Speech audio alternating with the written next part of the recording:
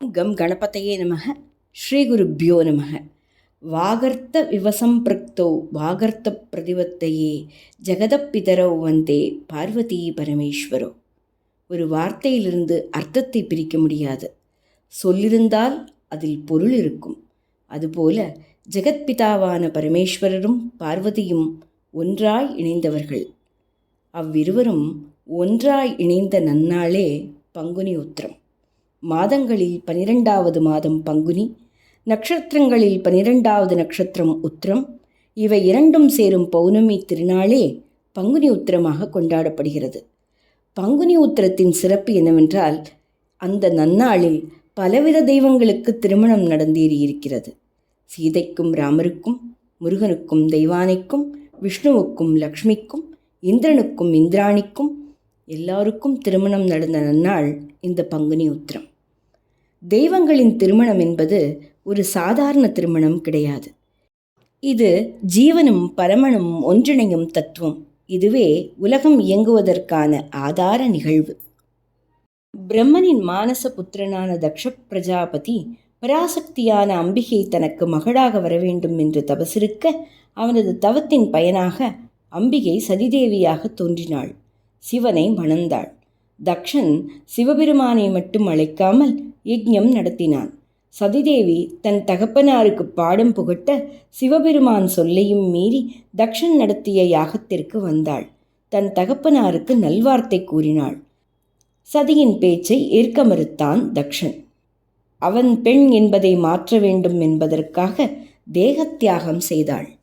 சதிதேவி உயிர் துறந்ததால் தனது அம்சமான வீரபத்ரரையும் சிவகணங்களையும் கொண்டு தக்ஷனின் தலையை கிள்ளி யாகத்தை முடித்தார் சிவபெருமான். ஆனாலும் சதியின் பிரிவை தாங்க முடியாமல் அவளது உடலை தூக்கி கொண்டு தாண்டவமாடினார். அந்த தாண்டவத்தால் அகிலம் நடுநடுங்கியது. வேறு வழியறியாத விஷ்ணு தனது சுதர்சனத்தால் அம்பிகையின் உடலை துண்டு துண்டாக்கினார். அது 51 துண்டுகளாக பூமியில் விழ, அதுவே 51 சக்தி பீடமாக மாறியது. சதியை பிறந்த சிவபெருமான் தபசில் ஆழ்ந்தார்.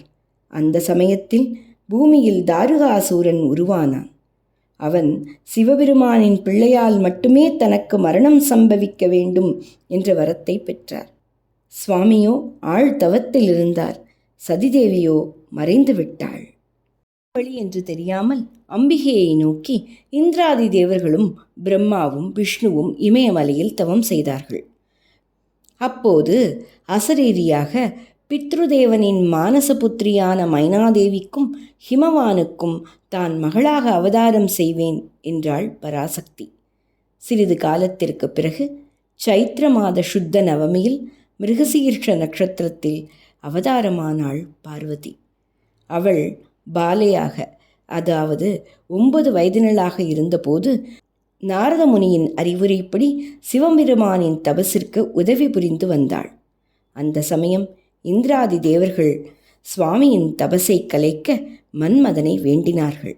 மன்மதன் பாணத்தால் வெகுண்ட சிவபெருமான் நெற்றிக்கண்ணினால் மன்மதனை சாம்பலாக்கி அங்கிருந்து புறப்பட்டார்.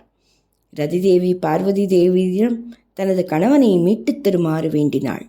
தேவியும் தக்க சமயம் வரும்போது செய்வதாக கூறினாள். சிவபெருமானை காணாத பார்வதி நாரத முனியிடம் பஞ்சாட்சர மந்திரம் உபதேசம் பெற்று கடும் தபசை மேற்கொண்டாள். அவளுக்கு துணையாக ஜெயா மற்றும் விஜயா இருந்தனர். முதலில் உணவை தவிர்த்தவள் பின் பழங்களை தவிர்த்தாள். அதன் பிறகு இலைகளை கூட தவிர்த்து கடும் தபசிருந்தாள். இலைகள் கூட உண்ணாமல் தபசிருந்ததால் அபர்ணா என்ற நாமம் கொண்டாள். சிவபெருமான் சப்த ரிஷிகளிடம் தான் மஷானவாசி, சர்ப்பங்களை அணிபவன், சாம்பலை பூசிக்கொள்பவன் என்று கூறி பார்வதியை திசை திருப்புமாறு வேண்டினார். சப்தரிஷிகள் அப்படி கூறியும் பார்வதியின் மனதை மாற்ற முடியாததால் சிவபெருமானே வயதான பிராமண ரூபத்தில் வந்தார். பார்வதியிடம், சிவன் ஒரு மஷானவாசி, நீ ஒரு ராஜகுமாரி, அவனை மறந்துவிடு என்று கூற, இவ்வார்த்தைகளால் மனம் நொந்த பார்வதி தனது தவத்தை ஏற்று சிவன் தன்னை மணக்க வராததால் அக்னியில் குதிக்க தயாரானாள். அப்போது வயதான ரூபத்தில் வந்த சிவபெருமான் தனது சுயரூபத்தை காட்டி பார்வதியை ஏற்றுக்கொண்டதாக கூறினார். பார்வதி தேவியோ தனது பெற்றோரிடம் முறைப்படி வந்து பெண் கேட்டு தன்னை மணக்குமாறு கூறினாள். பார்வதியின் விருப்பப்படி ஆசுதோஷியான சிவபெருமான் முதன்முறையாக தனக்காக பெண் கேட்டு ஹிமவானிடம் சென்றார். சென்ற இடத்தில் நடராஜஸ்வரூபத்தில் நாட்டியமாடி அனைவரையும் மயக்கினார். விஷ்ணு மற்றும் பிரம்மாவின் ஆசைப்படி புவனசுந்தரனாக 30 கோடி மன்மதஹார ரூபத்துடன் சர்வாலங்கார பூஷணனாக கல்யாண மண்டபத்திற்கு வந்தார் சிவபெருமான். பெண் வீட்டினர், சிவபெருமான் என்ன பெரிதாக பெண்ணுக்கு அன்பளிப்பு கொடுத்து விடப் போகிறார் என்று பரிகசிக்க, மாப்பிள்ளை வீட்டார் சார்பாக மகாலட்சுமி சர்வ ஐஸ்வர்யங்களையும் பார்வதி தேவிக்கு பரிசாக அளித்தாள். சிவனை வணங்க சகல ஐஸ்வர்யமும் கிட்டும் என்பதற்கு இதுவே சாட்சி. கௌரி பூஜை செய்த கௌரி சிவனுக்கு மாலை மாற்றினாள்.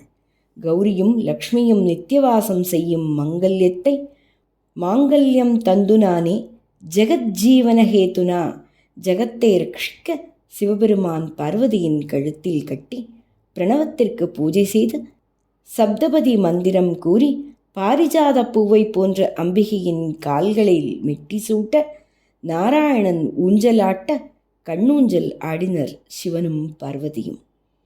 இந்த சிவசக்தி ஒருங்கிணைந்த காட்சியை காண தேவலோகம் நிரம்பி வழிந்தது. இந்த சந்தர்ப்பத்தில் ரதிதேவியின் வேண்டுகோளுக்கிணங்க மன்மதனை உயிர்ப்பித்து ரதியின் கண்களுக்கு மட்டும் தெரியும்படி செய்தார் சிவபெருமான். ஆனந்தமான சிவபார்வதி கல்யாணம் ஔஷத பிரஸ்தத்தில் நடந்ததை நாமும் மணக்கண்ணால் இந்த பங்குனி உத்திர நாளில் கண்டு சகல ஐஸ்வர்யத்தையும் பெறுவோமாக. மிருத்யுஞ்சனும் நித்திய சுகாசினியும் என்றும் நம்மை காப்பாற்றுவர். நன்றி. ஸ்ரீ சுதா.